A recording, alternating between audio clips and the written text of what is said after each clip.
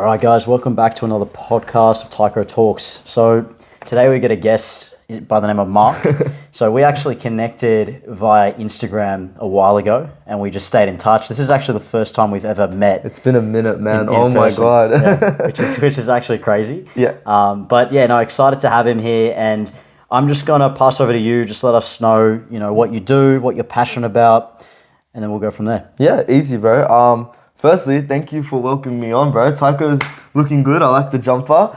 So my name's Mark. I like to think of myself as an entrepreneur because I've done a lot, right? So I used to run a shisha business. I ran a social media company. Now I'm in the building industry, signing an electrical contract with my sister. I entered into business with my sister recently. And I'm also a support worker in disability. I also do like hot takes, talk about situations, which is what you guys are going to get a lot of. And yeah, that's pretty much it, man. I just have a passion for being honest, being authentic, and obviously just trying to follow God. Yeah, cool. That's awesome, man. Yeah. And yeah, I hope that we get a lot of that in today's podcast. So it'll be good. So let's actually just start. I mean, there are a couple of topics we'll work through, but let's just start with current affairs, what's happening right now. Now, I know something massive that happened recently. And there were two incidents that actually happened. So we can touch on both of them. There was the stabbing in Sydney in the shopping centre. Where the guy went and basically, I think he was targeting women. Yeah. And then there was the stabbing of the bishop, who's an Orthodox bishop in a Sydney church. So let's start talking about the Sydney incident first. Okay. What are your thoughts on what happened there? Well, I think, mental health is something really important, especially for men. And I'm not justifying any of his actions. Don't get me wrong. Like, I'm still for the death penalty if it wasn't against our religion. You know what I mean? But I think mental health is overlooked. Like, he had schizophrenia, and in court, you really can get off by schizophrenia because you could be technically in an unconscious state, So I think more services to mental health, and especially when police get the call that someone's, mentally ill, to not let them out to the public, Like, just because they haven't committed a crime doesn't mean they won't in the future. Do you get what I'm saying? 100%, yeah. And I feel like the law, and this is law globally, that's why I think, law, especially criminal law, is like very flawed. It's always reactive, not proactive. And someone has to die for a law to change. Let's just think online, cyber, workplace bullying, It took that woman, I forgot her name, I'm so sorry, but the woman that passed away from her co-workers bullying her for bullying laws to come out, right? And not to say that I, agree and think bullying laws are really important, but it's just an example, right? It's just an example. And so, yeah, I think it's really sad, man. Like, Sydney has become what Melbourne was a few years ago, to be honest. Yeah. What do you reckon? I'm going to take a different perspective because obviously we all know that he was out there targeting women. Yeah. I think that men in society these days are cowards. Yeah. Because and this might be controversial, and I don't really care. The fact that I watched some of the footage of him going around, and the fact that he was able to stab 5 or 6 women without a man stopping him. Yeah. And I don't care if that man's life was going to be at risk. 100%. That's what men do. Yeah. Yeah. They put others before themselves. Right? We back in the day would go fight wars, knowing that we weren't going to come back. Yeah. Yeah. You put your life before others, and the fact that there was not one man, there might have been a couple who attempted, but I don't understand how he was able to kill 5 or 6 women. I think it was maybe 5 women and then maybe a man. Yeah, yeah. Without another man stopping him. Well, what if those men were protecting the women that they were with, though, as well? Look, I'm not justifying. I'm just curious. Absolutely. Like, what would you like in that scenario? You're walking with your wife and your sister, for example. What do you do in that situation? It's kind of a hard scenario, but I definitely agree. At the end of the day, the whole masculinity thing has been like vilified to be like this really evil thing.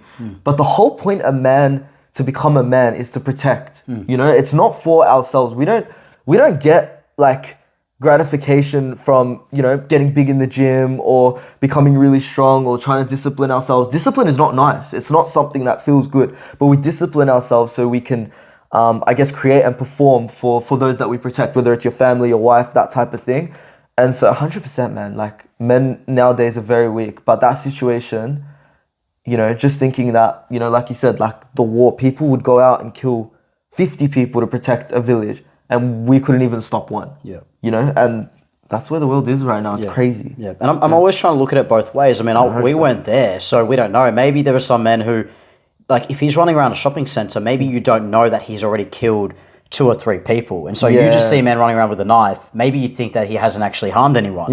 But the most disappointing part about that whole thing, apart from the death of these innocent women and the innocent security guard, was the fact that nobody could stop him.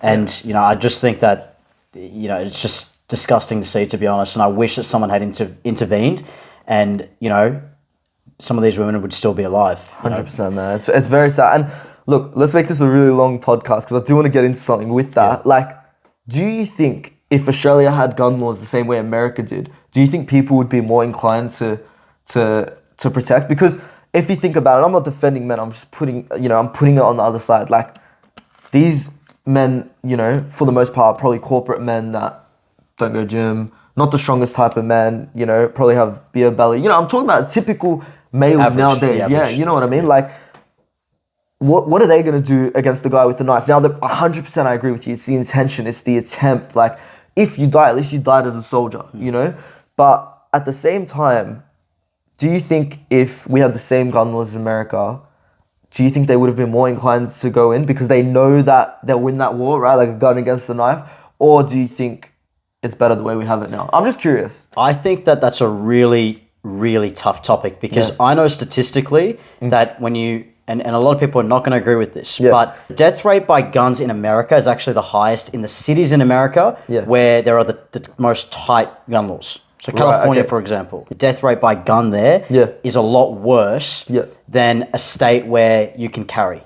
Arizona, where you got a gun on your belt and you can literally walk into a shopping center with a gun and just have it there. So I personally think that America is completely different and we're comparing oranges to apples. I don't think in Australia where we necessarily need the guns, to be honest with you, because... And the reason I say that is this. We're an island. When they decided to get rid of the guns, it's very easy to enforce that. Get them out. It's very hard to bring guns into the country. So if nobody has a gun, nobody has a gun. Whereas in America, you can't do that because number one, there are more guns than citizens there. Number two, it is so easy for you to smuggle guns in over the border, over the Mexican border. Because there's different federal laws for each thing. Easy, 100%. So it's not just that, it's just the fact that because it's not an island, it is so easy to smuggle guns in. So what you find in America and what people don't get is you can ban all the guns for citizens, but criminals are going to have guns. Whereas in Australia, you can ban guns for everyone and criminals might still find a way to get guns, but it's going to be a lot harder for them. 100%. And no one's walking around with pistols on there. We know criminals have guns here, but they'll only ever use them in war against other people. They're not going to go shoot innocents. You know what I mean? Like here, that shit won't slide. So here, I think it's a bit different. If I was living in America, I would never, ever promote them taking the Second Amendment away. Okay, so I actually am for guns in America. But not here not is in different. Australia. Here is different. What I have always said though, and I think that this really needs to be looked at, women in particular, it should be illegal for them to have a taser or it should be illegal for them to have pepper spray. That's illegal. That's a woman cannot, it is illegal here. She cannot carry pepper spray. If a man attacks her and she uses pepper spray on a man, she's actually going to be charged for assault. And I'm actually completely against that. I think, and I'm not trying to be all, side with the women and all that. I genuinely believe that women should have the ability to carry some sort of weapon to protect themselves. Because if you think about it, if a woman had, and they were trained to use a pepper spray, nobody would have died that day. Nobody would have died. That chick who threw her baby to protect her baby, she has everything in her. If she had pepper spray on her, she has every ability to have been able to take that man down. Yeah, that's true. She would have. That's a good point. Would you say the same for men? Do you think men should have it as well? I don't think men should be able to have it. Because look, most of the time in society, and I don't mean this in a, I'm just going to say it's statistics. Most time, majority of the time, men are the ones who are attacking. Men are the ones who are sexually assaulting. I'm not saying that it doesn't happen the other way around, but statistically speaking, if you look at the stats, it is way less common. It's way less common. So, and I mean, for someone like me anyway, I'd love it because if I've mentioned this before, if I'm in a fist fight with someone who's 6 foot, he's going to bash the hell out of me. So it'd be cool to have some sort of extra, but I think for women, it's probably something that needs to be looked at for them. I get why the law wouldn't change for both genders. You don't want men, because how do you enforce that among men? So it's like a complete ban among men, and then let women do it. That's my personal opinion. And then women, and then even women and men will say, oh, this gender, blah, blah, blah, you're making us look like they're weaker. Like, even when there's things in favor of women, the feminists will twist it to make it look like we're making them inferior or weak, right? But it's just crazy. And, you know, on the topic of guns, like, I brought it up because I just wanted to hear your opinion. I'm 100% with you. I mean, actually, I don't agree that America should have guns. I think they should be the same as Australia, if possible, but obviously it's not as possible as it is here. But definitely, like, I just brought it up because I was just thinking, like, a man like that would feel more inclined to shoot than it is to just get stabbed, you know? And how the situation would have been differently. But you're right, the laws are just so different. It's comparing apples and oranges. The only reason I want to make this clear, the only reason I don't agree with the Second Amendment being taken away in America is because, as I mentioned, it is not enforceable. You can't ban over 330 million guns. It's impossible. And expect, I would rather, if I'm living in America, I'd rather my family be able to protect itself with an equal weapon as the criminal. And because even if you went and banned it for all citizens, I can almost guarantee there would be a ton of criminals. You just cannot. There are gangs, criminals, everyone there who wants a gun would be able to smuggle it in. Whereas in Australia, it's a lot easier to enforce. 100%. You can't just, it's not that easy to smuggle. We don't have a border with anyone. We're an island. You know what I mean? That's a good point. And we have really good control of borders. Man, even importing illegal ciggies, you can't even do that. How are people going to get guns through? But America, just too many borders and it's not in control. Like, you know, you have illegal immigrants going through. But damn, I don't know how we got on this topic. I know, it's good. But let's transition to the second stabbing that happened, because I know you're passionate about this. And I am too, to an extent. I mean, we're both Christian. I'm Orthodox. The bishop wasn't Orthodox. It's actually more deeper for you then. Orthodox bishop. I know you're Catholic. So what are your thoughts on what happened in that church with the man who attempted to stab the bishop? I think one thing for sure is really important is, well, of course, first things first is that the bishop is healthy and he's alive, and, you know, he'll be back to preaching after, you know, he's healed. But I think the most noticeable thing is the impact that bishop has had on the world in a good way, but so much so that the devil's trying to shut him down through this young boy who just felt inclined, you know? And as far as I know, and correct me if I'm wrong, but he's a Muslim but was a Christian who reverted to Islam. Is that right? I actually don't know that. I don't know that, but I'll take your word for it. I don't think it's verified yet, but I had some friends in Sydney who had told me. And so I think one thing is that the impact that he's having is triggering people.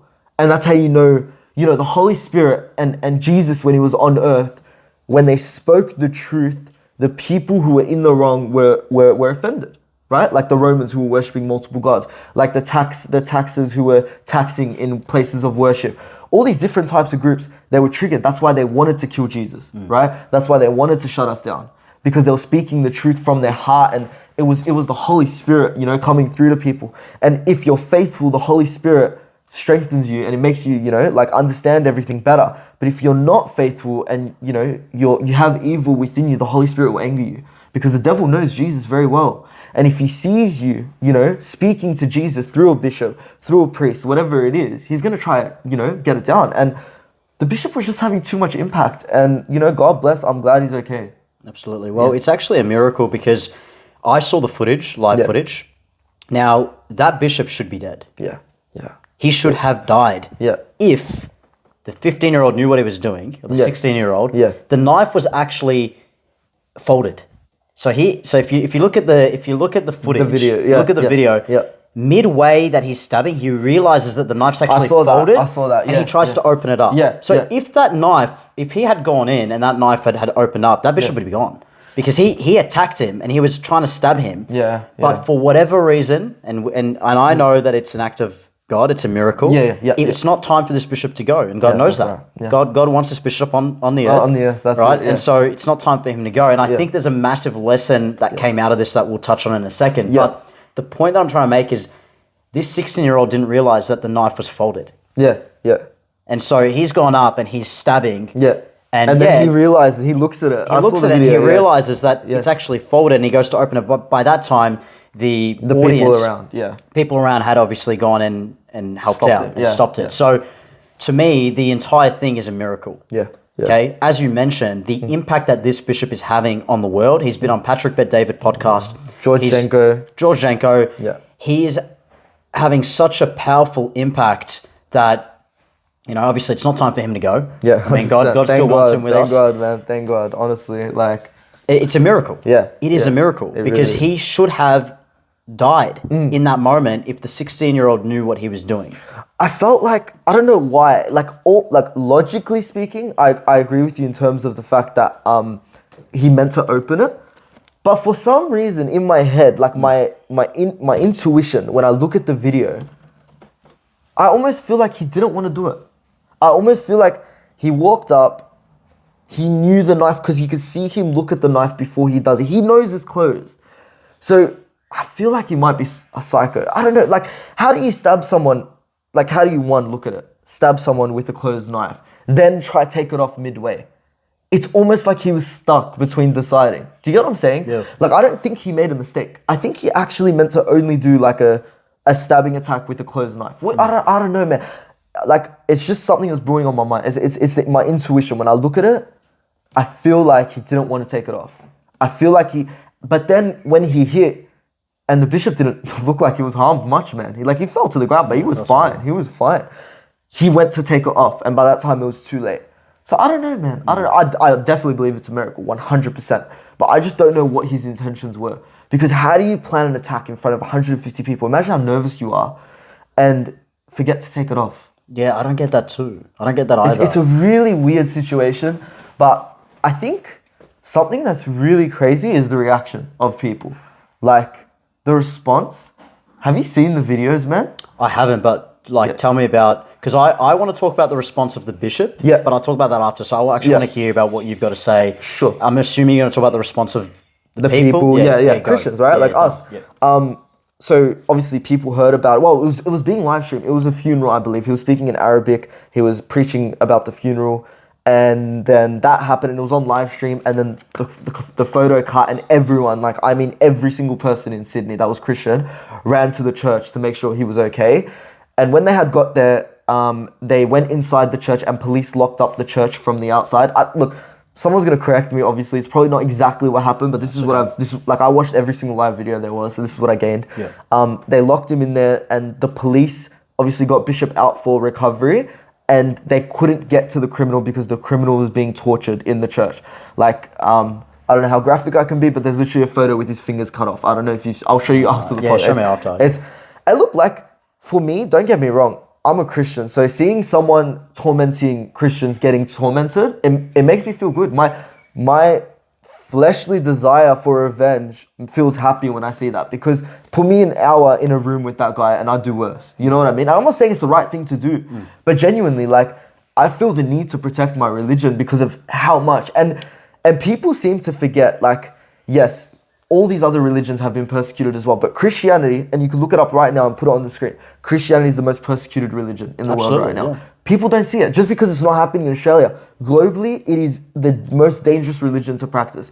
Do you know in Jerusalem, where Jesus, ruled, ruled at least his bishop, like his disciples and stuff like that, where Jesus walked, you will be spat at if you preach Christianity in, where the big shops are, where the 3 shops are for Muslims, Jews, and Christians. If you preach or if you evangelize in those corners, you will be spat at. And it's not only in Jerusalem, but think of that, right? We are the most persecuted religion in the world. So I understand where people are coming from with the violence as return, but at the same time, it's not very Christian-like. And the reason it's happening is because, one, there's so much persecution that it drives you to the edge, right? Yeah. But then also, too, the world's pushing us, man. The world's pushing us. Like, Andrew Tate has some good takes. Don't get me wrong. I've learned a lot from him. But he's a reverted Christian to Islam, and all he ever did when he was Christian was talk shit about Christianity, right? That Christians are weak, that we have gay priests in our churches, that we have this and we have that and we have this and we have that. And it's such anti-Christian teachings, man, because think about it. Jesus knew he was going to be betrayed, and he still forgave. Imagine that. Imagine me with you, right? You know I'm going to betray you, and you let it happen only for you to forgive me after. And we can't even forgive someone when we don't know that they were going to do it. Yeah. Do you get what I'm saying? I do, yeah. Like, can I add on to that? Because I don't mean to interrupt your flow, but no, you're good. I'm sure you're going to agree with me, but I'm just going to challenge what you said about the fact that Christians went and cut off this guy's fingers, because I actually completely oppose that. Yeah. And I'll tell you why. And there's one story in the Bible. Yeah. I'm just trying to figure out which disciple was the one who cut off the soldier's ear. I think it was, I don't know if it was... I think it was Simon. Simon or Peter, I can't remember. But Peter. The point is... I hope we're not exposed to fake I know. No, I know the stories, I just can't remember the names. But everyone, I mean, for those who are Christian, know the story. You know, Jesus was being arrested. Yeah. And one of his disciples went and cut off the ear of a soldier. Yeah. And Jesus condemned that. Yeah, he healed, He condemned that. And he went and he healed the soldier's ear. This is a soldier who was part of the men who were about to crucify him. Yeah, that's right. Okay, so I'm not really for... The Bible talks about, especially the New Testament, and what Jesus really stood for and preached was, it was said to you, an eye for an eye. Yeah. I tell you, that is the old teaching. Yeah. If someone slaps you on the right cheek, turn the left. And this ties into how the bishop actually responded. Yeah. Because in hospital, the bishop, and I want to read this because this is so powerful. Yeah. And for me, this made me proud to be Christian. Yes. When I listened to him say this, I was so proud to be Christian. And then we'll go back to the persecution. And just some context, to this. After, because I know what you're going to read, after he got stabbed, he actually got up and prayed for the guy. He got up, he put his hand on his head and he said, you know, God bless you, son. Yeah. You know, and then... Yeah, so I want to read this because it's so powerful. And then we'll go into Christianity being the most persecuted religion. Sure. Because it is, and my parents coming from Egypt, where the Coptics over there were slaughtered to death, it is very persecuted. Of course. Yeah. Okay, to the point where my mom's telling me stories where a lot of Christians in Egypt have crosses tattooed on their wrist because they couldn't openly worship God. And so it was a little thing that was on their wrist, but we'll get into that. So the bishop said, I forgive whoever has done this act, and I say to him, you are my son. I love you and I always pray for you. And whoever sent you to do this, I forgive them as well, in Jesus' mighty name. I have nothing in my heart but love for everyone, whether that person is a Christian or not. It's totally besides the point. 100%. That is the most powerful statement that someone can give after someone almost took their life. 100%, bro. And for you to react like that, that is what Christianity is about. And I don't like how people are trying to take it away from that. Yeah. That is what needs to stick with people. And that makes me proud to be Christian. 100%. 100%. And like for me, like I 100% agree with you. Let me just say that. I'm telling you what I feel that I know is wrong. You know, like human default, I know there's lots of things I've done in my life where I know I was wrong and I know it was unchristian. Revenge is something that I struggle with a lot. And, you know, I'm telling you how I feel and how everyone would have felt that would have done that to him. And I don't agree with it, obviously. I don't agree with it in the sense that I know what the teachings are. But do you, had we were there in that church, right? What would we have done, you know? I don't know if you'd be able to, I don't know, I'm just being honest with myself, bro. Of course, yeah. If I see someone try to stab the priest that I'm, you know, that's running the mass, well, you know what I mean? Yeah, of course. As much as I'd want to, you know, be like Jesus, I have flesh, you know? Well, the flesh is weak. We're all Simon. Yes. We're all Simon, and the bishop is a representation of Jesus. Because Amen. You're right. I mean, in that moment, of course people are going to want to bash him. He's just attempted to kill the bishop. And I don't think people understand the bishop of the Orthodox Church is a big deal. Yeah. Is a really big deal. It's not just some pastor at your school chapel. He's the bishop of the Orthodox Church. It's a massive deal. Of course. You go do that to an Islamic sheikh or whatever. You go do that. Oh my God, there'd be church bombings. It'd go crazy. It would be ridiculous. I mean that.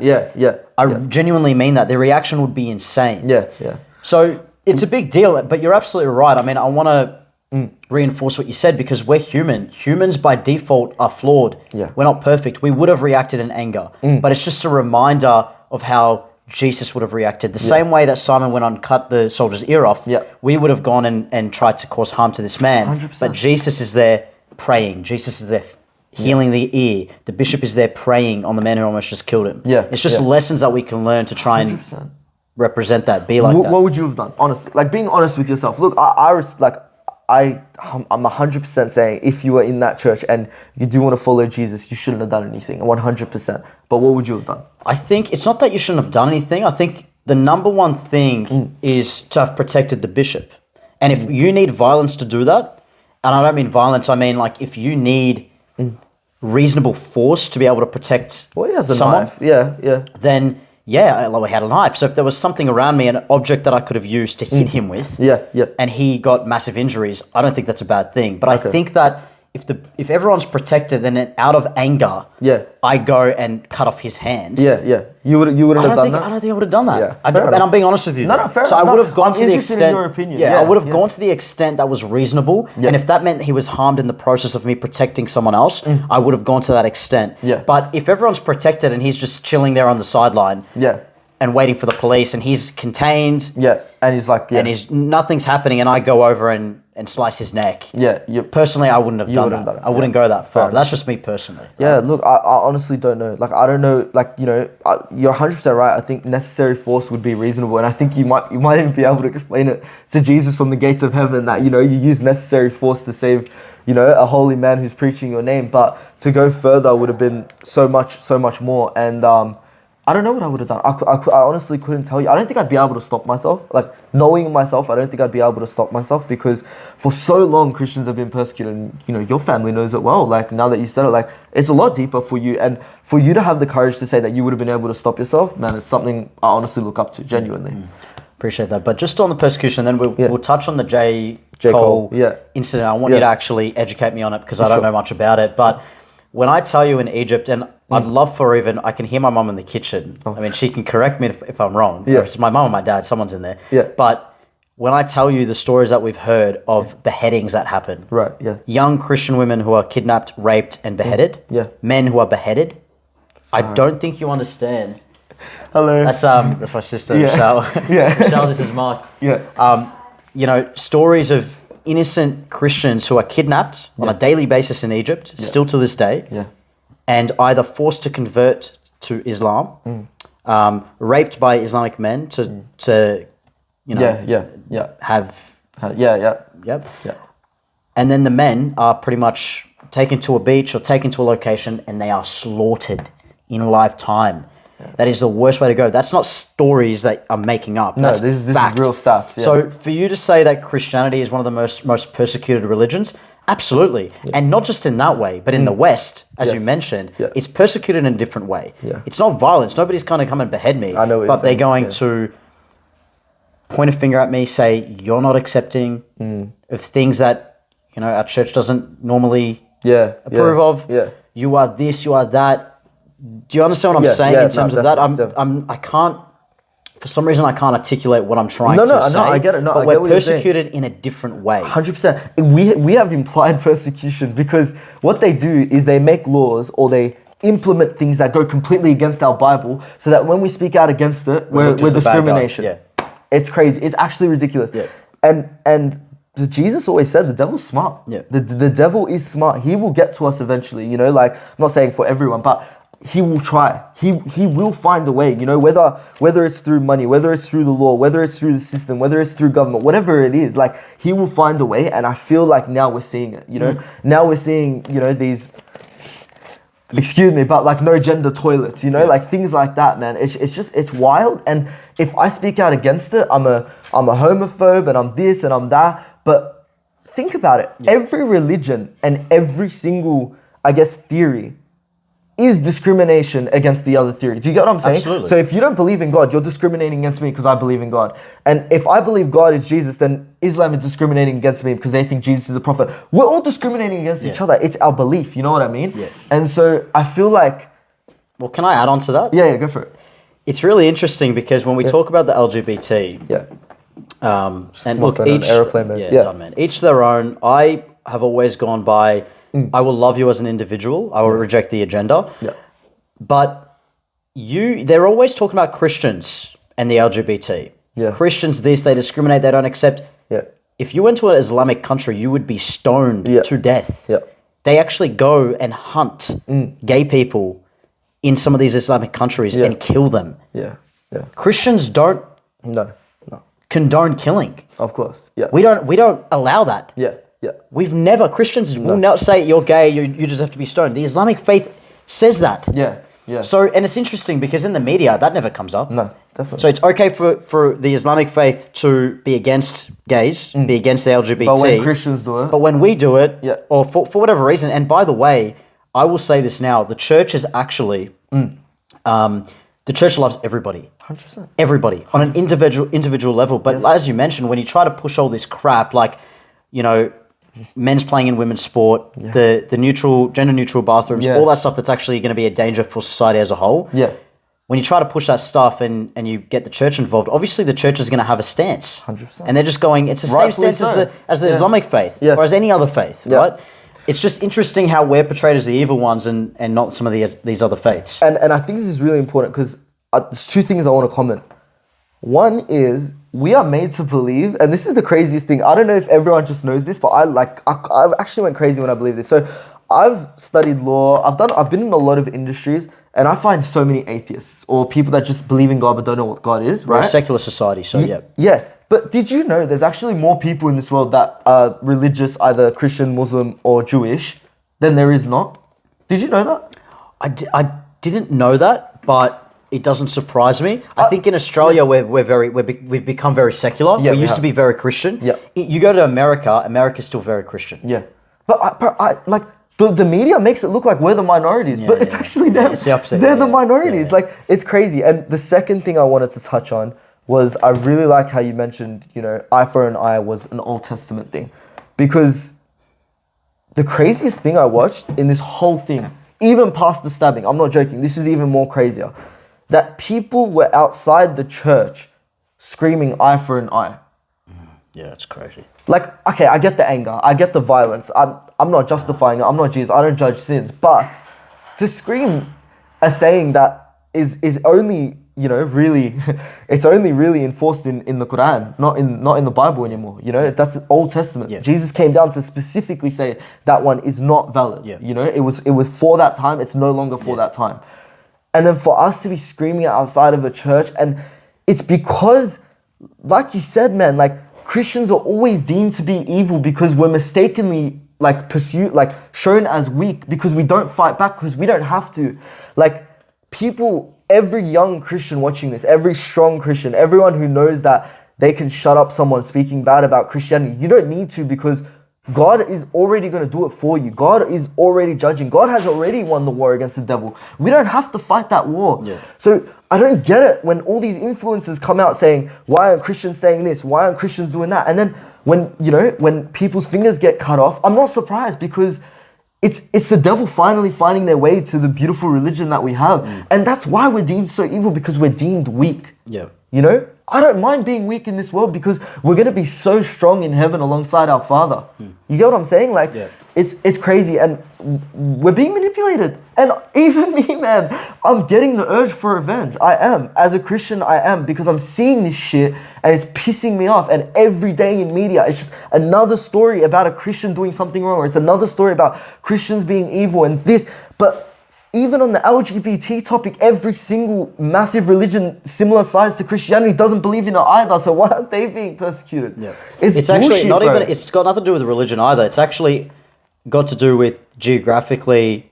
The West is the only ones who are into the LGBT stuff. Yeah, you go to anywhere in Africa, anywhere in the Middle East, regardless of religion, it's not a thing. Yeah. Okay. And I pray for them, man. Like, I got nothing against them. Like, of course, I don't agree with their opinion, but I pray for them. Like, God bless them. I personally see it as the devil. I genuinely do. I see it not only like somewhat of a mental illness, but it's the devil. It's the devil taking their mind. And I'll go into a little bit about like where I think LGBT comes from and where these issues come from.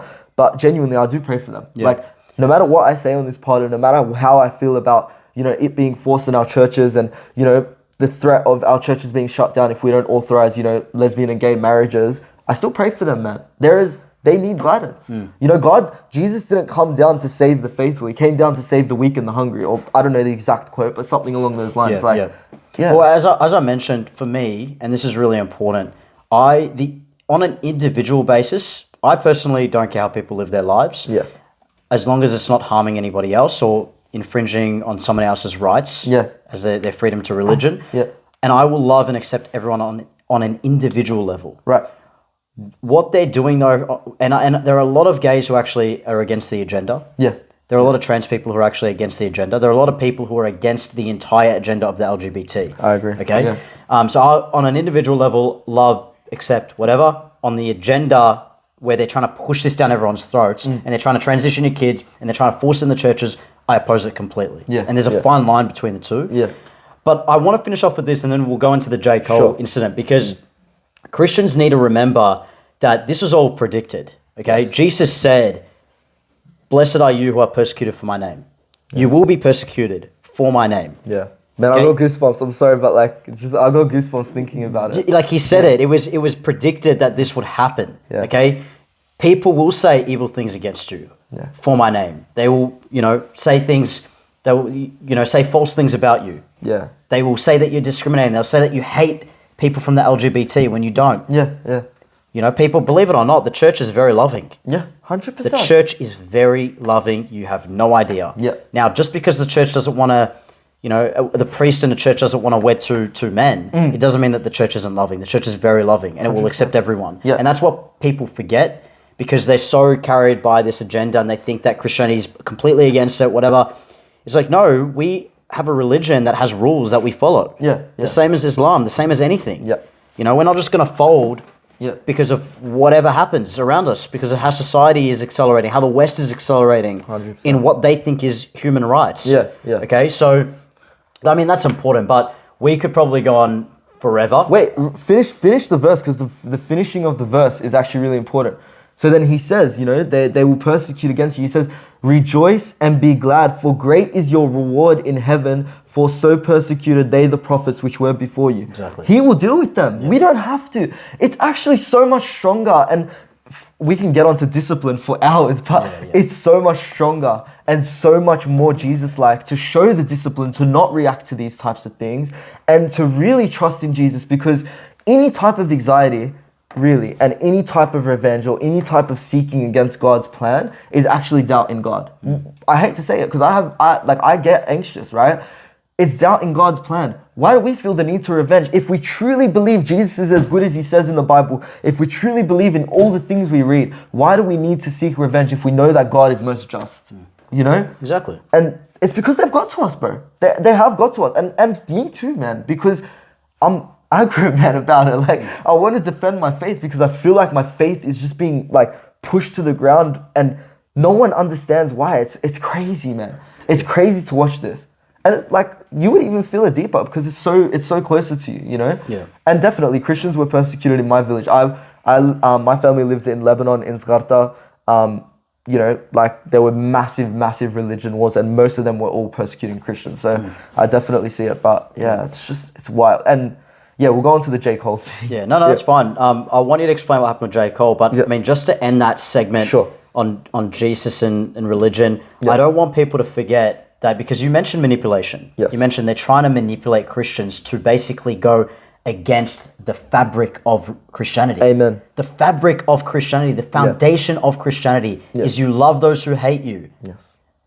You love your neighbor who hates you. Yeah. The fabric of Jesus was when they tried, they were crucifying him.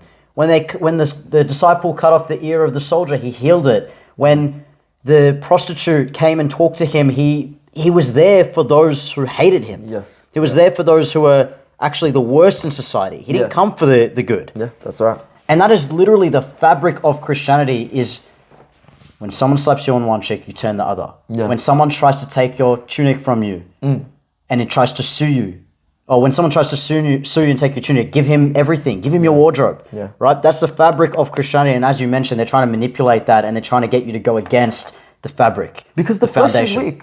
Jesus said it. The flesh is weak. We inherently, when we lose the Holy Spirit, are weak. We're nothing without it. Our flesh desires, man, the same way it desires food and hunger. It desires lust. It desires revenge. It desires all these different things. And when the media knows, and it's not only the media, but just the world in general, the devil plays this part in manipulating us into seeking into our flesh, then we truly lose sight of Jesus. That's true. And then we can't be saved. We literally cannot be saved if we keep doing that. That's true. Yeah. That's true. And wait, we'll just end this. I really pray for Bishop to have the fastest recovery. And against everything I said about the man who stabbed him, I really do pray that he does find guidance and reverts back to Christ, because of course he's misguided, and of course, there's some things going on that we don't know about. Doesn't justify his actions, but God will rightly, judge. And that's all I have to say, I pray for everyone affected. Yeah, no, 100%.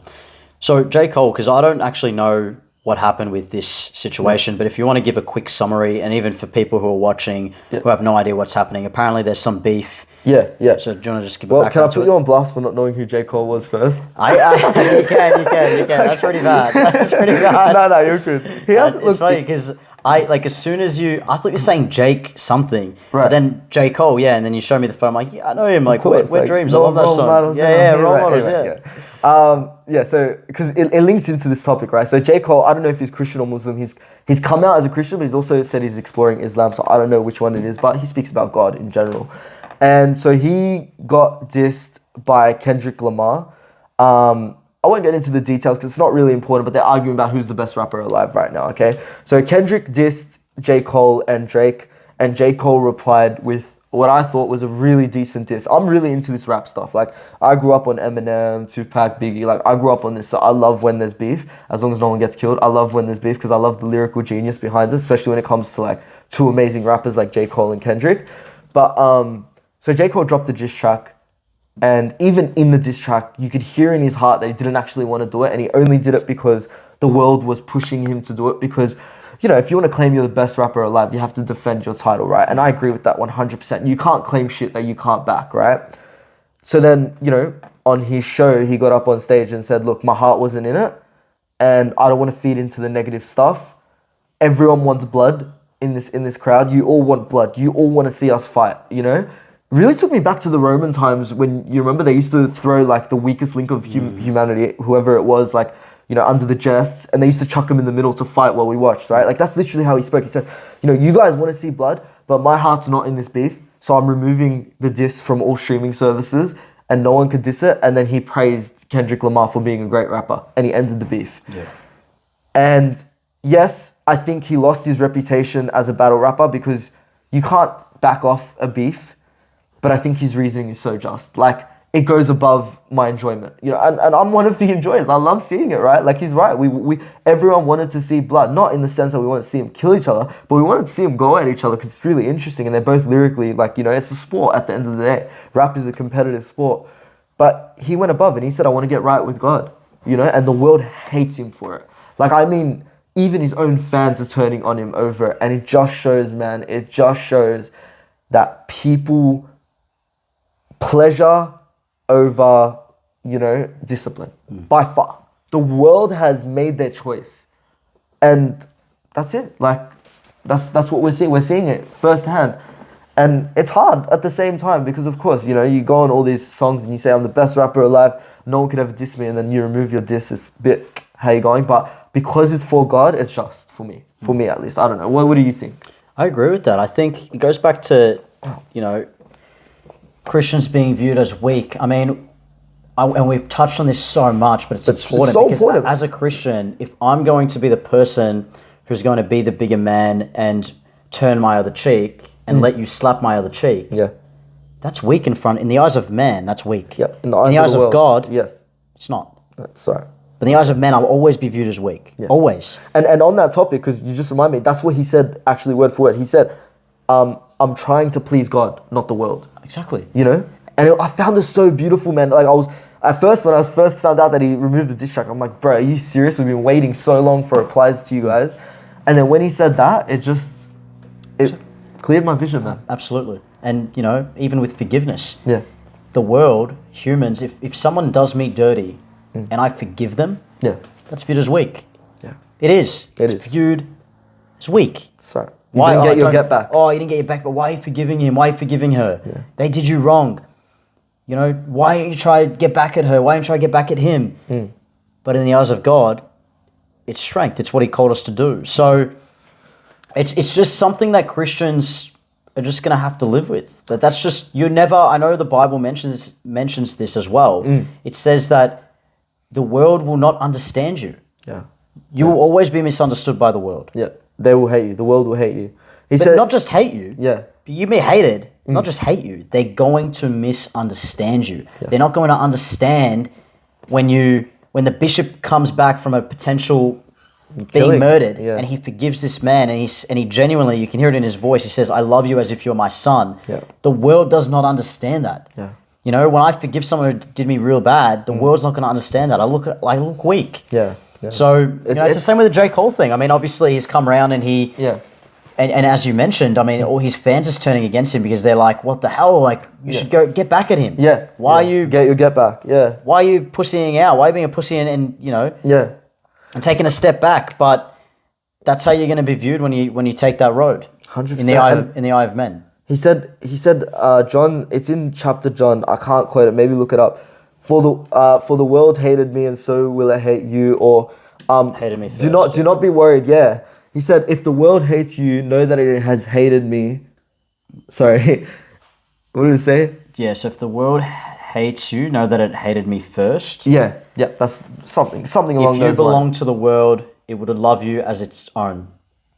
Oh yeah, that's about, being a part of the kingdom of heaven and not a part of the world. But you don't belong to the world. Yeah, that's right. I mean, and that's like the main thing, right? Like, it wasn't the quote I was looking for, but it's a really good topic because we seek, and it's a really good point, this instant gratification thing, right?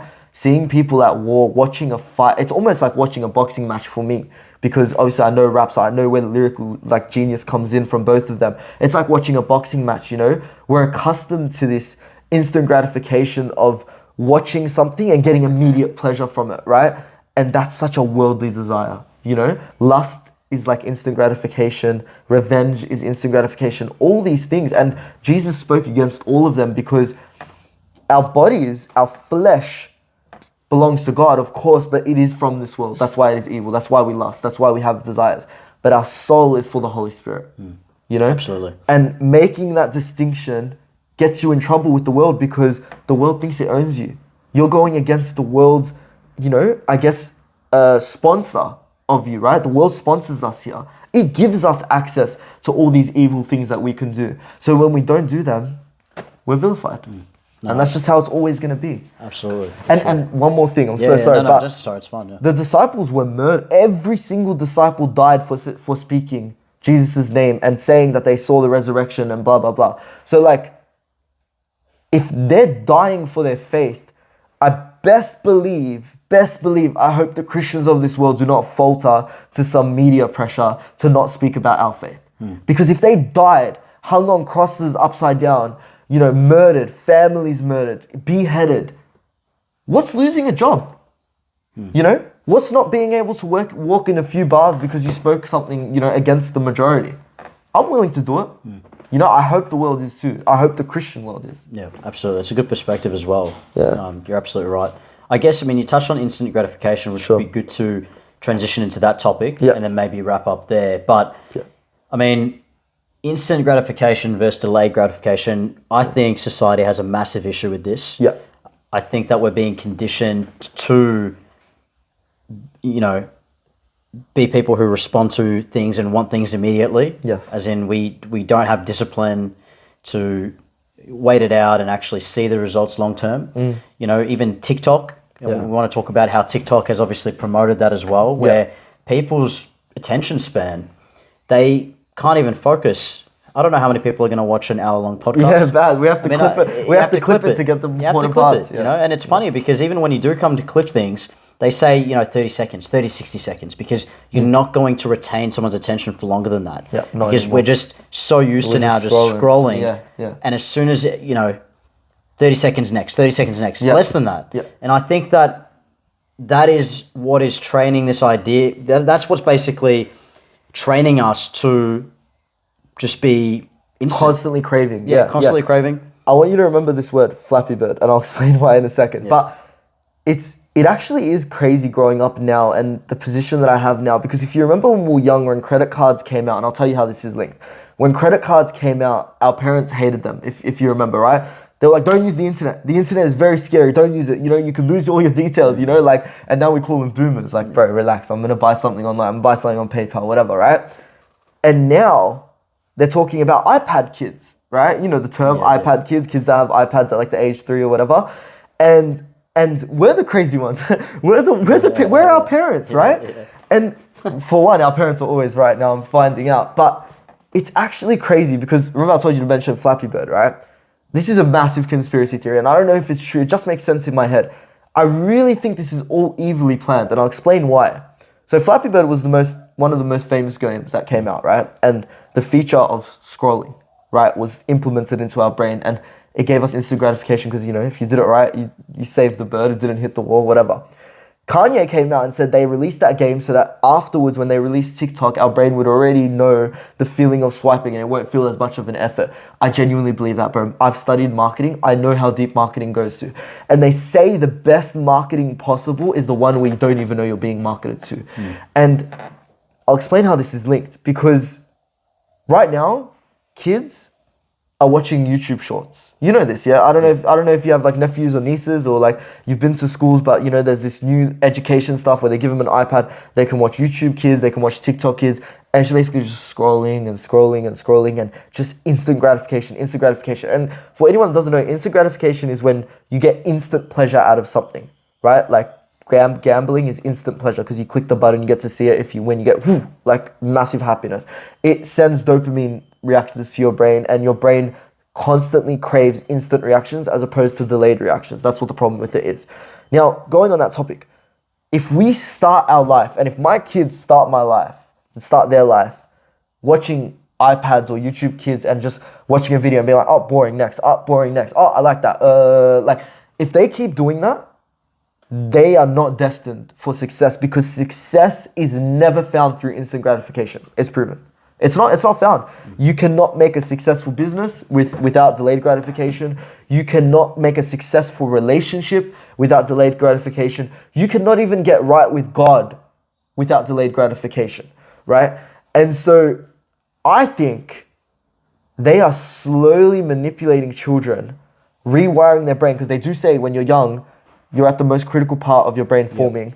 They're rewiring their brain to become accustomed to instant gratification so that when they get older, when it comes to things like resisting, indulging in whatever violence or whatever lust or whatever revenge, it's actually impossible because their brain's already rewired. Yep. And speaks of it in the Bible, the mark of the beast. Maybe the mark of the beast is that instant gratification that's in so many people's minds. And I'm going to throw a wild one here. I actually think LGBT is because of instant gratification, because hear me out. Raising a family, because of course they can't have kids, right? I mean, they can adopt, whatever, but they can't have kids. And, as a man to find a woman, it's not that it's hard, but in the sense that it takes time. You have to foster a relationship, you have to grow. And, people say it's a lot harder to speak to a woman and blah, blah, blah. So they'll just go the other side. And same for women, right? And so it's because it actually takes delayed gratification. I know it's wild. I know you're looking at me like it's wild. It's a bit of a wild take. It's a wild take. I'm willing to hear you out. It's a wild take. But I think because it's easier to be LGBT than it is to be a straight, confident, masculine man or, a woman in her feminine, because both of them are vulnerable, right? To be a strong, masculine man, you have to be vulnerable at least to, your inner circle. And to be feminine, you have to put your trust in your man to protect you. And both are vulnerable positions, but LGBT is empowered and pride. And pride is looked at badly in the Bible. That's my take. You don't have to agree with it all. No, I don't. That's just how I see it. No, I'm definitely, I have never heard that before. Yeah. How you've tied it to instant gratification. Probably don't completely agree with it, but it's an interesting take. I think something that I am really big on is I want to be able to listen to everybody's opinion. I don't care how crazy it is. 100%. I think it's important to listen to what everybody has to say.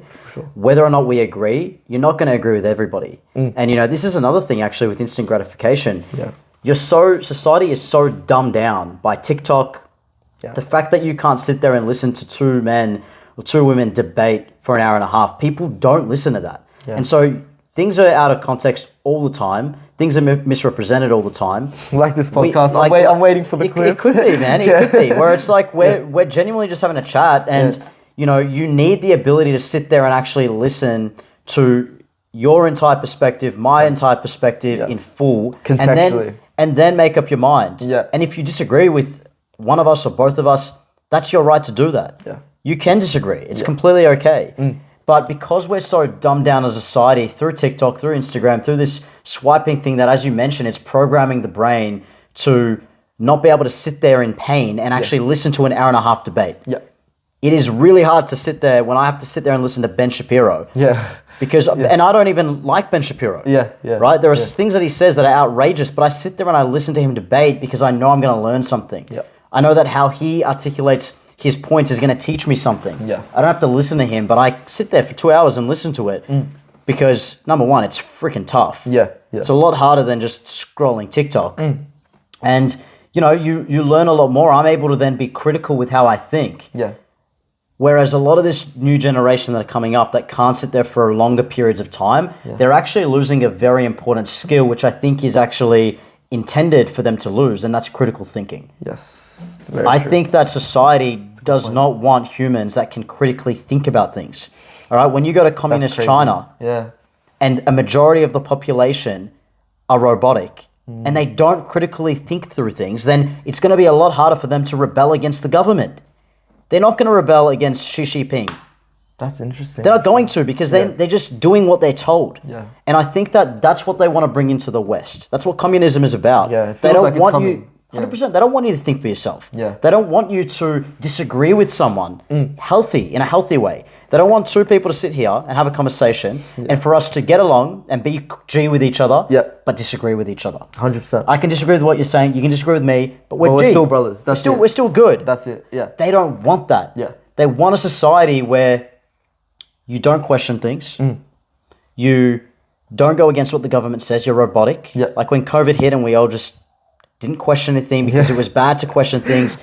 We just said yes. Yeah. And I don't want to go too much into that because it's very nuanced. Yeah. It's very nuanced because I'm on both sides. Yeah, I'm half-half. I'm half-half. Yeah. But it's just an example of we couldn't use our critical thinking skills. Yeah. Okay, and now a lot of stuff is coming out that, I mean, where's the talk about COVID now? About it being a dangerous virus. Yeah, where is it going to end the world? Why do we have to hide it? Why don't we have to hide in our homes anymore when someone has COVID? Why are we not in masks anymore? It's still going around. I understand that we're all vaccinated. Yeah. All of us. Okay. I understand that, but still, I mean, the virus hasn't changed. Yeah. It's still the same critical virus. And by the way, the vaccine itself it's fact that it's not as effective as we once thought. Yeah. So it's just it things went to like court this. For that. Yeah. It's the things like this that we're not allowed to question. And I think that they know what they're doing. These big tech companies who are working and are collaborating with the people in power who are more powerful than the government. Yeah. The government's just there for it to look. The government's not powerful. There are people who are controlling the government. Yes. And there's a plan to dumb us down so that we don't question, so that we don't fight back, so we don't rebel. Yeah. So that they can push whatever they want onto us. I think that's so deep because I said discipline, but discipline comes from critical thinking. So it's actually critical thinking as a whole because if you take out discipline, they can still critical think about other things. But if you take out critical thinking, you basically have a baby that you can manipulate into what you want. And you're 100% right because when a military invades a country and wants to change it completely, where do they go?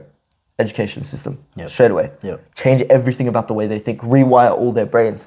And there was also another thing you said, and I've blanked on it. So yeah, but I've blanked on it. But yeah, we are in the TikTokification of society, especially like, you know, for the younger people. I really like strongly recommend every single parent watching this video to go on your kid's iPhone and stop. Firstly, put some more time into them. And secondly, delete anything that gives them instant gratification, like clicking a red button and seeing them smile. So I'll go into a little bit about dopamine. So dopamine is the receptors in our brain that make us happy, right? You get them from different things. You can get them from, you know, bunch of different things. Like if you drink a coffee, you get instant energy. That's almost like a dopamine hit. You can get them from drugs. You can get them from running. You can get them from gym. You can get them from success. A bunch of different things. And I feel like this dopamine is such an important player in our life because we're all seeking happiness at the end of the day, right? And dopamine is the way there. So that's why I do so many dopamine detoxes. People think I'm crazy because I quit coffee and I quit gaming and I quit anything that gave me instant gratification. But they don't understand that there's actually like a full deeper thing that I'm rewiring what my brain actually becomes receptive to. So I can go to the gym and go through a few really, really hard sets so that at the end, after an hour or maybe after 2 hours, I do feel that good feeling. But I don't feel it when I'm mid-set, man. I feel like dying when I'm mid-set, but you push through because your brain knows that the dopamine hit is at the end. Sometimes, and this is going to sound crazy, sometimes I even delay when I know I can get my dopamine hit. I sometimes delay it on purpose. Like, if I'm going somewhere or if I'm doing something, I will purposely delay myself to get it.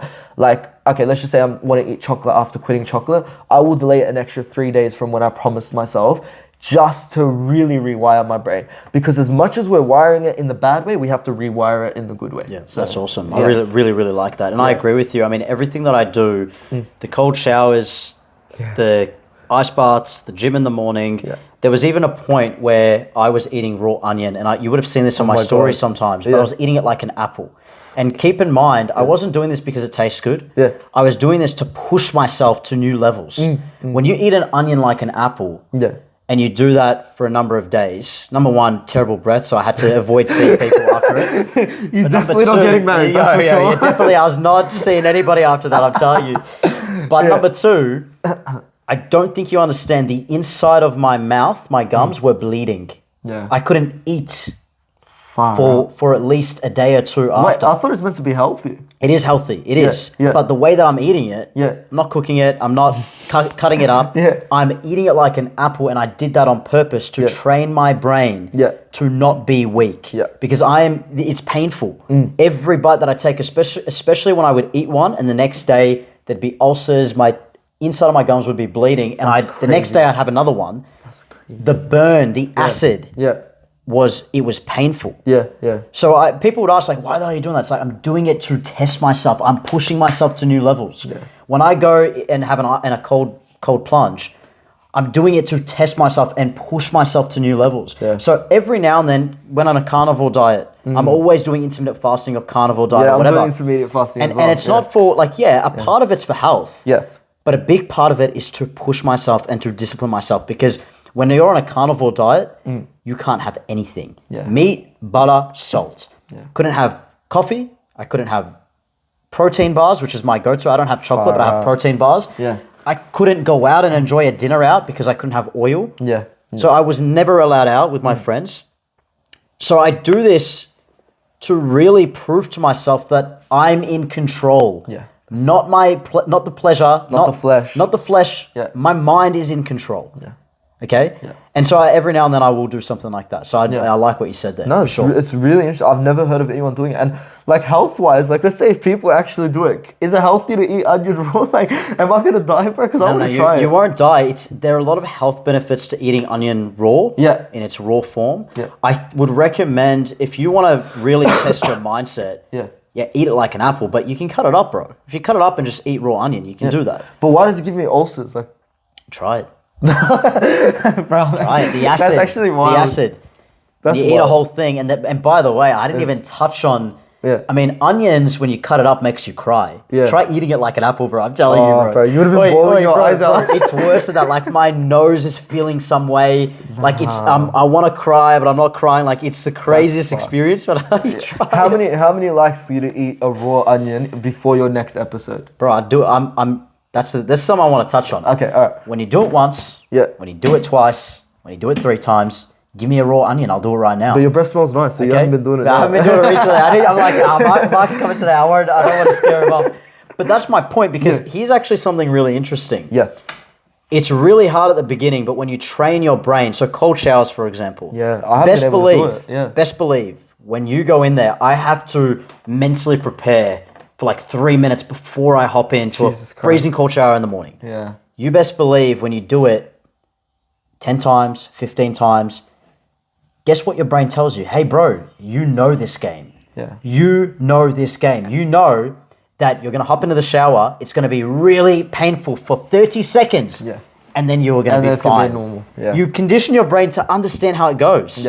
Right? So now when I hop into the shower, I don't need to mentally prepare. If I'm taking a cold shower in the morning, I know this game. My brain goes, bro, you've done this 100 times. Don't stress. I got you. It's going to be painful for 30 seconds. And then you're going to chill out and then wash yourself and it's all good. Get out. Does it feel good after? Feels so good after. Yeah. So good. Fuck, I need to try. I keep saying I'm going to do it and I never do it. You got to do it. So this is your sign to do it then. Yeah, I think I might do it. But do you see my point though? Yeah, 100%. Your brain, it's about manipulating your brain to be comfortable with the uncomfortable. Yes. Be comfortable with the uncomfortable. And that's something that society, through everything around us, is not promoting. Yeah.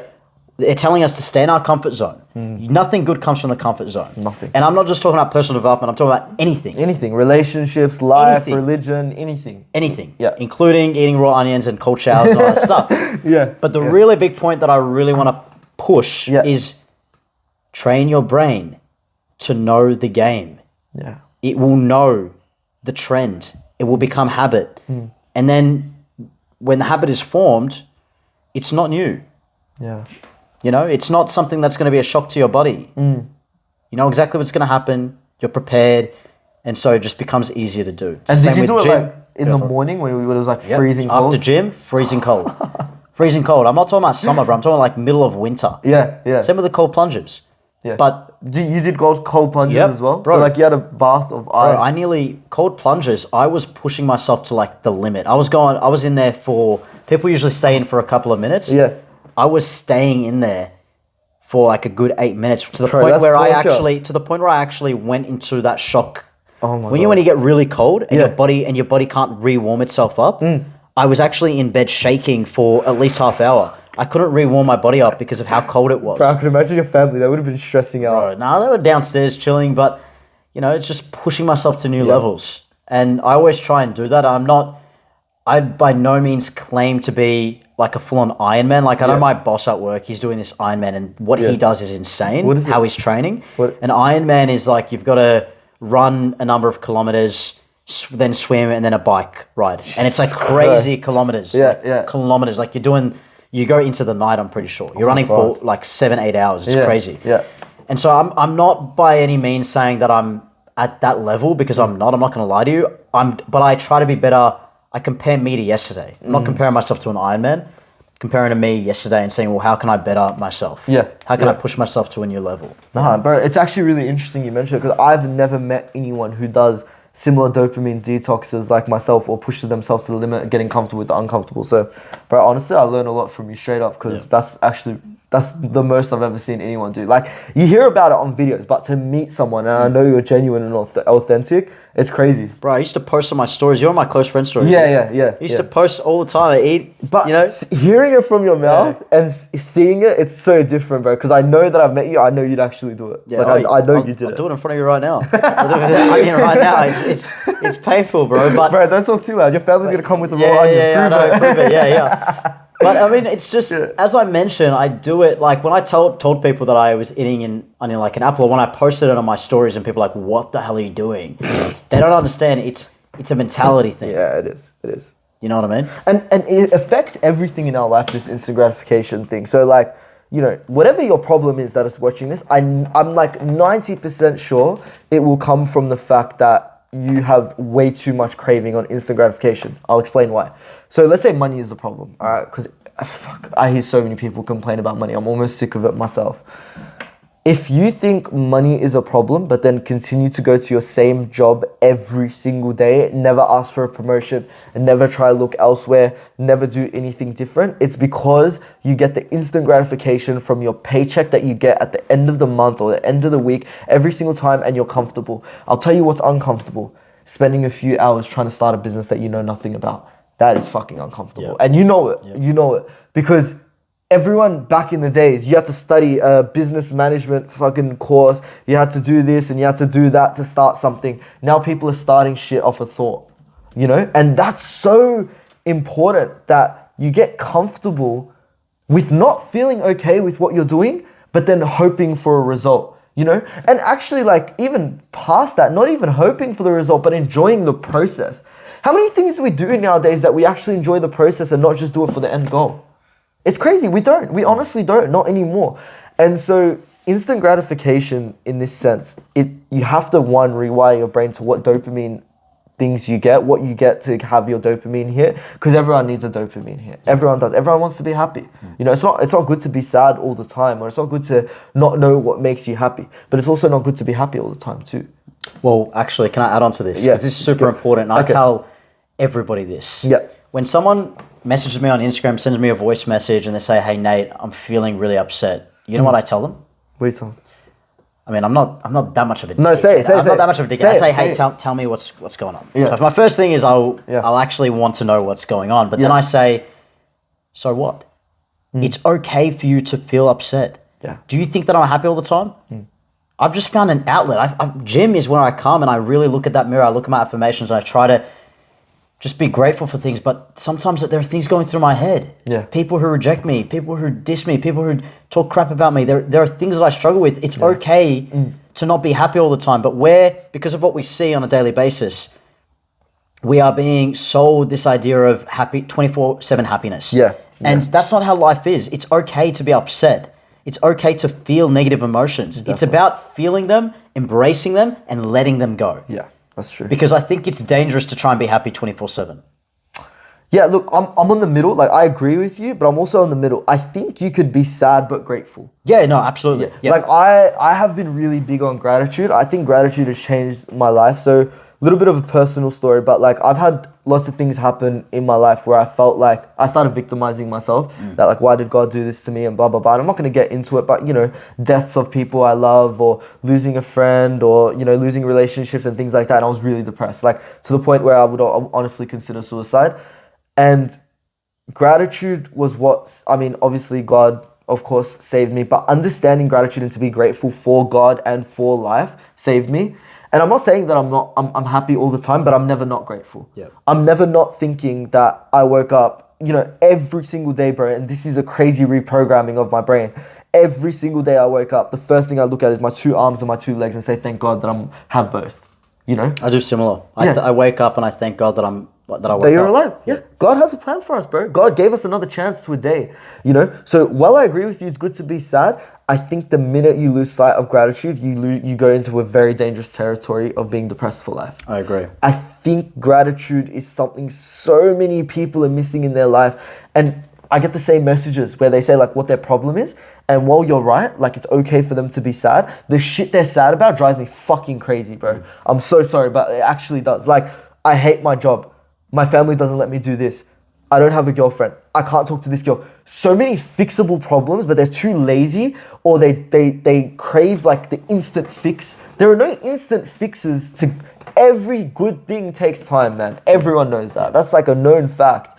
And so to think that you're going to get an instant fix, and that's not to say I don't like helping people or answering their questions, but their problems, like, man, and happiness and negativity is subjective, sure. But there are kids in Africa, right, walking with buckets of water on their head, and your problem is that you didn't get the latest Jordans. Come on, bro. The world is sad, man. It's genuinely sad. Like, we both come from, you know, you come from Egypt, I come from Lebanon. Those places are not first world countries, bro. They're struggling there. They're struggling. Their own government can't even give them money. Yeah. You know, everything we have is given to us on a silver platter. And I love what you said on one of your stories. You said, it actually kills me that some of the people that have made it didn't have the things that I have now, and I have the things that I have now, and I'm not where they are. Because it's so true. Look at most successful people. Of course, you have a few frauds, but most successful people started from the bottom, bro. Even lower than the hood, man. Mm-hmm. They started in dog kennels and made it to where we are. And look at us, bro. We have everything. We have Centrelink. We have family. We have health. We have food. There is actually simply nothing we don't have. Maybe like a lack of freedom of choice. But can you really argue that when, you know, in Jerusalem you can't practice Christianity? At least I can speak about Christianity without being shot in the head here. You know? And yeah, I think... Well, I think just to add on to that, the reason why we don't have a sense of urgency is because we have everything and because we're comfortable. Yeah. So comfort is slow death. Comfort is a drug. Yeah. When you're comfortable, it's a lot harder for you to take action in the other way. When you have nothing to lose and you're homeless and sitting in a car, if you starting a business, taking a risk and starting a business, what do you have to lose? Yeah. Whereas when you've got a comfortable job, and that's what they want though, they want you to be comfortable. They want you to be comfortable. Back to what I was talking about, in terms of being sad. Yeah. It's really tricky because I don't mean it as in, be sad over stupid things. I mean, it's okay to embrace the emotion. If you're not feeling 100%, it's fine. Yeah. Yeah. But also, you're right. Express gratitude. Why do you think I have my affirmations up there? Yeah. I've got my affirmations, and I sit there, and it's like, I always go through things. At the end of last year, so in December 2023, my family went through a lot of hardship. Yeah. A lot in so many different aspects, and it was really, really tough. And throughout that period, did I experience the psychological, what's the word? Did I experience stress in a psychological aspect? Yeah. Was I stressed? No. Okay, yeah, I get you. Yeah. Did I experience the attributes of what one would experience when they're feeling stressed? Yeah. Absolutely, I did. It was the most stressful time. Did I walk around stressed? No. I was grateful. I went about life the same way that I'd done in the last 6 months when everything was fine. Nobody even knew what was going on because of how I carried myself. So what I mean is, it's okay to go through things, but just be stoic about it and just, carry yourself, just try to carry yourself in a positive light anyway. Definitely. I think acknowledging it is really important as well. Because if you ignore it, that's a whole different problem. You can't ignore it. You can't ignore your sadness. You can't ignore your feelings because you'll never actually process them. Yeah. And then even when you're happy, you're not actually that true happiness. I think a philosopher, because I used to study philosophy, he calls it eudaimonia, which is like the highest level of happiness, which I believe is when you're closest to God. I think you achieve eudaimonia. But, to achieve it all the time and to crave that is a massive problem. That's where the instant gratification comes from. Like, for example, you have a fight with your partner, you look to other women for validation or to feel better about what's going on. It's not right. And this issue of instant gratification is because people don't treat our brain how it's meant to be treated. We treat it like trash. We do. We watch bullshit, we eat bullshit, we do bullshit, and then we wonder why we can't succeed when we try something that actually requires our brain to work in a different way from how it's worked for the rest of the life. If your whole life is comfortable, I promise to God you're going to struggle with something uncomfortable. Yeah. I promise you. And you're right. The people that lived in poverty or the people that lived in struggles have something to use to push them up. They say something about diamonds. What is it? What's the saying? Diamonds are made under pressure. Amen. Yep. That's right. And so yes, they have that advantage, don't get me wrong, but we can actually pressure ourselves. We can make the sacrifice. I have a really weird thought, Nate, and I've never told this to anyone in my life, but sometimes I wish, I'm not going to say I wish, but sometimes I wonder what it would be like to be homeless and start from nothing. I don't know if you get the same thought. I've thought about it. Sometimes I think, what if I just had nothing? Would I chase my shit a lot more than I have now? Would there be a greater sense of urgency? Yes. Yeah. There probably would be. I think that. And that's why I try to, even with the business with Tycho, I do mentorship as well. It's another business there. Yeah. Work with everything. I try to have a sense of urgency, and it's not easy though when you have it all. When you have a nice house and you have parents who are not charging you to live here, which I'm very grateful for because 100%. I want to be able to save to buy an investment, to buy properties, etc. It's hard to find that push, but I've always said, I have to be financially free before the age of 30. Yeah. And that is my push. Yeah. I always try and give myself that sense of urgency because I don't want to be comfortable. I don't want to, go. Well, what if you don't at 30? Would you be mad if you did it at 40? I'm just curious. No, I wouldn't actually. I wouldn't be mad because I think that goals are set not to be met, but to guide you and to push you. That's good, yeah. Okay, so if I get to 30, I'm not a multi-millionaire. I know for a fact that, do you know the story of the bamboo tree? No, tell me. I want to tell you this story because it's a beautiful story. So the bamboo tree basically is planted. Yep. And for a very long time, they water it and they water it and they water it and nothing happens. Yeah. Okay, the Chinese bamboo tree takes 5 years to grow. Wow. Okay? Yeah. During the first 4 years, it barely grows. So they water it. 4 years, it doesn't grow. In the 5th year, it explodes. Wow. It grows. Yeah. I mean, probably not like that. What the hell? No, I get what you're saying. But in the 5th year, the bamboo tree suddenly shoots up, growing as much as 80 feet in just 6 weeks. That is the compound effect. And so if I get to 30 and I'm not a multi-millionaire, I know that everything I've done before that is preparing me for that year. Good. For that year, for the 5th year. 100%. Where I will have what you want. Crazy results. Yeah. Exponential results. So I wouldn't be upset. I just keep pushing. Like, okay, it didn't happen this year, but I got to keep pushing. What do I need to refine? If it didn't happen this year, it didn't happen for a reason. So I'm not doing something right. Yeah. Something I'm doing is not right. Yeah. Is it my attention? Is it my effort? Is it the branding? Yeah. Something has to change. Is it the fact that we're not collaborating with the right people? Something has to change. And so it's about reflecting. I can't keep doing the same crap and expecting different results. Can't do that. So go for it. No, sorry, go. No, there you go. I was gonna say, that's why I asked, because some people set goals as deal breakers, and that's a massive concern because I don't know how many people start a business for a week and expect to get their first sale in a week. Brother, I know people who haven't had their first sale in 2 years and then it's been an extension, but the first 6 months and then only start making money after 3 years. That doesn't mean they weren't making sales during that, but actually break even on 2 years. And people are complaining about 1 week. And that comes from the instant gratification shit, bro. People work so hard in their life. You know the saying, a busy idiot? It's never been more apparent now, bro. Yeah. Too many people are doing so much that's not effective, that is so focused on the result, but not the process, that they're losing sight of what's actually important right in front of them. Yeah. Which is the process. Absolutely. I want to wrap up with this because I don't know if you can tell. It's actually getting dark, bro. Oh, shit. I'm reminding you so often. It's getting darker. Okay. I want you on the podcast again, but I want to end with this. Yeah.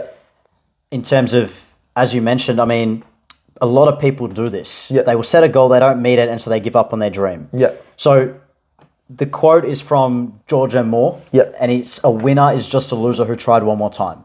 A winner is just a loser who tried one more time. Yeah. When Thomas Edison invented the light bulb, do you know when he perfected it? How? When? After the 10,000, he tried 10,000 times. Far out. 10,000 times, right? So if you type in Thomas Edison. That's crazy because we're literally sitting under a light. Absolutely. So Thomas Edison, insane. Light bulb, right? It took him.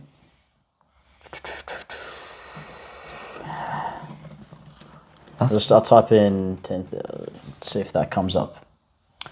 I've successfully found 10,000 ways. Okay, here's the quote. I'll read this and then we'll wrap up, right? Because it's getting really dark. I do have one topic. Anyway, continue. No, it's all right. We'll see. So he said, I have not failed 10,000 times.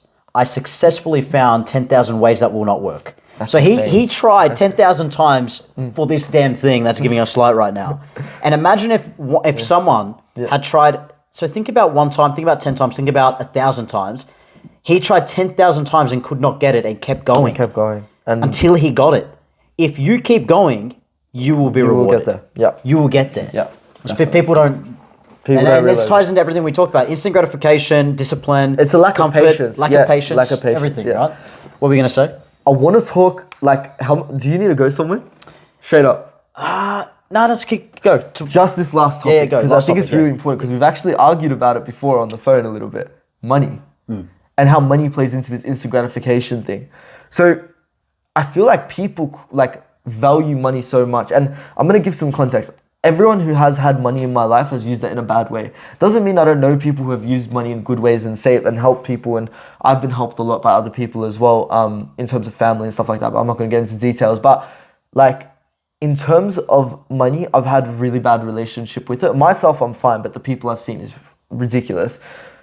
I hate money and I hate the glorification of money. I'm not saying you're doing that. I'm just want to really talk about this with you.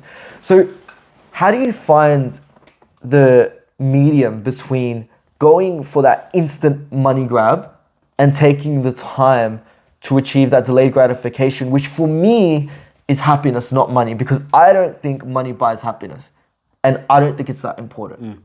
That's all right. So this is where we're going to disagree because I personally believe money buys happiness in a different way. So I want the nice things, I want the cars, all that. But for me to be able to pay off all my parents' debt, that is going to bring me great happiness. For me to be able to give them 10K a month and fund their retirement, that's going to give me unreal happiness. For me to be able to provide for my future family and for my future wife, and she doesn't have to stress about money, she doesn't have to go to work if she doesn't want to, that is going to bring me ultimate happiness. So it's actually not about the money, it's about what the money can do for me and my family. And it's about, it's not even about me.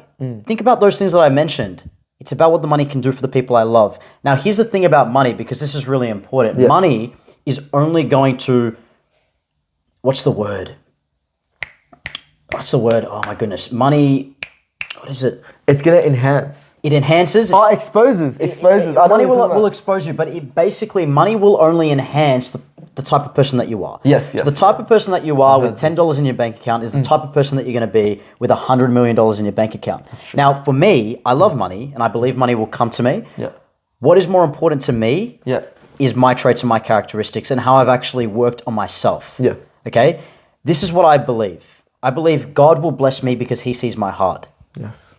I believe that. And until he sees my heart, he's not going to bless me with that money. If he thinks I'm going to take that money and go freaking just strip club and all this bullcrap, he's not going to bless me with that money. I believe that he will bless me because he sees my heart. What if... I'm not going to go into the details of what I do with my money because it's between me and God, but I promise you,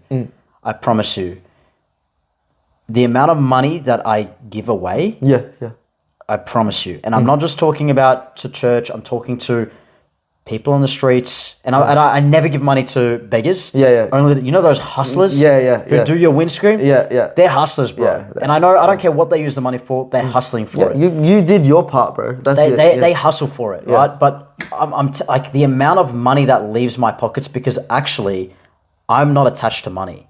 I let money go, and that's why it comes back to me tenfold. Okay. Every time I give money, it comes back to me tenfold. God knows my heart. And he knows that I'm not attached to the money. So I'm interested because I feel like that's the first healthy relationship with money perspective. Very healthy relationship with money. But the only part I'm wondering about is you said, if God sees my true heart, he will give me that money. What if you don't get that money? Does that mean you never had a true heart? That's a really good question. It's a good question. Because this is what I believe, right? Do you think money is inherently evil? Answer that as well. That's what I want to know. I think money is the root of all evil. Okay. Money is the root of all evil. So we're in agreement. Money is the root of all evil. Yeah. Absolutely it is. Money and power. Yeah. Absolutely. Yeah. But I think that if you as a man or a woman or whatever, if you really work on yourself and build a strong character and discipline yourself, and you have good values and beliefs, and God is before money for me. Yes. And that's why I have a healthy relationship with money. Good. Yeah. God is first. Yeah. So God took it all away from me. That's his plan for me. Yeah. God is first. Yeah. Now, where money becomes the root of all evil is where God is not first. And where lust comes in, and where instant gratification comes in, and where you want to spend on the alcohol and the drugs and the women. Yeah. That's when it becomes destructive. For me, I've actually seen this in real time. God has blessed me. I talked to you about a pay rise that I just recently got. Yeah. God has blessed me with more money because he knows my heart, and he knows that the more he gives me, he knows the more I'm going to give. Right, okay. And I'm not saying that in a vanity type of way. I'm not saying that, I give. It's good to be honest. Bro, I'm not saying that to show, because it's always going to be in between me and God. I'm never going to tell people how much I give. Yeah. But I know for a fact that God will give me because he knows how much I give. Right. And he doesn't give me more because he thinks, I'm going to give Nate more, but Nate's only going to give what he was giving initially. No, he knows Nate's going to give more because I've given him more. Yeah. So I personally, I genuinely believe I have a healthy relationship with money. Yeah.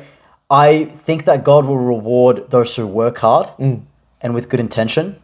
Now, if I get to 30 and I die at 30 and I wasn't a multimillionaire, I mean, does that mean God didn't bless you though? I mean, if you lived and your family was healthy, I know you wanted to give them more, but at the end of the day, how much could you give them in this world? You know, people have all the money and are never happy, or not happy but are never content because they're not filled with the Holy Spirit. You can only truly ever be happy and filled. But that's what I'm talking about though. That comes before the money. Right. Okay. That comes before the money. Money is going to give me opportunity. It's going to give me freedom. Yeah. You know, I love cars, man. I want a Porsche. I want 3 Porsches. Yeah. Custom made. I want all that stuff. I don't think that in itself is evil. I think how you deal with the money you have is important. Yeah. Yeah. And how humble you are. Are you going to use your money for good, or are you going to use it for evil? I know a lot of people who use their money for good. Yeah. And I know a lot of people who use it for evil. Yeah. It depends on who you are as a person, your value system. Yeah. First and foremost. That's true. You know? I think contextually for me, like, I'm always going to be biased against it because I've just never seen, you know, I hear of people having good relationships with money and then I find out and they don't. You know, I'm not saying that's you. I'm just being honest with myself, bro. I'm very biased against it because I've seen it, you know? Like I almost don't spend money, you know, even like I have a bad relationship with it and I don't lose it and I don't spend it badly, but I also don't want to spend it because I feel like it's so evil. I just want, like, I hate it. I actually hate money. Yeah, it's really bad. Change that because but I do good. Like I actually do. Like, bro, I'm like, you know, I'm purchasing a house for my family. Like that's my goal as well. You know, to retire my parents, to help them. But I also don't care about the money. It's what the money gets that's most important. And that's an important part that you said, because a lot of people that will have your opinion won't say that. They'll actually say the money's more important. And they'll say that they'll miss their parents' birthday to make more money, you know? And that's what I was worried about when we spoke about it, because people that have that relationship with money have already fallen into the root of evil, you know? But do you see how you just said that's what I was worried about when we spoke about it? This is why it's so important. We're going so off topic, but it's why it's so important to sit and we had to speak for an hour and a half for you to get that from me, for you to actually understand my perspective, because there's always going to be a deeper explanation, man. There's always going to be something extra. It's like, you might see my post on Instagram, but have you taken the time to actually get to know me and my heart? You know what I mean? So I think for you, I mean, I personally don't care how people view money. I have a really healthy relationship with money. Because at the end of the day, I mean, I like to think if it was all taken away from me, would I still be a happy person? I still think I would be a happy person. You would? I think I would. I think I would. You have a healthy relationship with money. I think it's me, bro. Like, I'm being self-aware and being honest. I'll tell you, man. If you came and the only person who will ever probably see this will be my future partner. So my girlfriend goes out with me. She will be shocked if you came and spent a week in the life with Nate. And you saw how much I give. You would understand my relationship with money, because someone who is money hungry would not do what I do. Would not do that. Yeah, 100%. I'm telling you. No, 100%. And I didn't have doubts about your relationship with money. It's more so my brain was just like, you know, people that like money usually aren't good with it. You know what I mean? And I'm not saying I thought that about you. It was more so I knew, okay, so that's our disagreements here, you know? And I thought I'd piece it together on this because I think it's important, you know? It's important for us to disagree but still be brothers at the end of the day, you know? 100%. And I don't mean it in any bad will. No, bro, I didn't even take it in any, I'm glad that you brought it up. And it comes down, like, and we'll end with this, but like it comes down with being patient as well. People aren't patient, and like you said, bro, like the money comes, but people aren't patient enough. You know, I live off three really important factors. So there's there's waking with gratitude, being patient for what you want, but still executing at all times. Yeah, I love that. And those three things are like the most important things to me. And of course, God will help, you know, God's above all that, of course, and he helps me achieve those three things. And money, I feel like, has ruined the patience part for most people. Like, that's why Uber Eats is a thing. You know, people aren't going to wait in line anymore, and like, you know, they get their food instantly. All these different things that make you get your stuff instantly and instant gratifications, it's ruined any type of patience. We don't have patience anymore, man. Ubers, because we don't want to take the car because, you know, I don't know, too lazy, like things like that. Like, it's just... You know something, and I promise, guys, we're going to end with this. Something I've been thinking about recently is money's always a byproduct of the hard work that you put in. So, for example, if this went to hell, if this brand went to hell and went bankrupt, the money would be gone. But the skills that I developed, what I learnt, would not be gone. And I'd be able to utilize that to then build another brand, a better brand, and make more money again. The money's always a byproduct. It's about your character. It's about your discipline. It's about your patience. It's about who you are as a person, the skills that you learn along the way, how you communicate with people, the designs, creating the branding.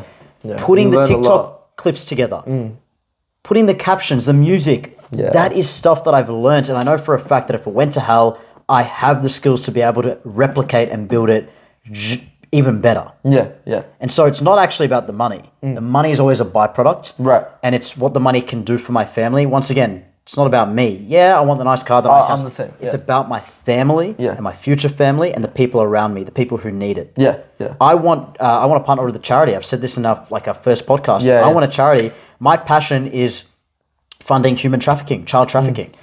Like the amount of money I want to go to that. Yeah, yeah. And I hate organizations like World Vision because I think that you don't know where the money actually goes. We never know. You never know where the money's actually going. So I want on the ground, go travel to these third world countries and build a freaking village. I want to do that. Yeah.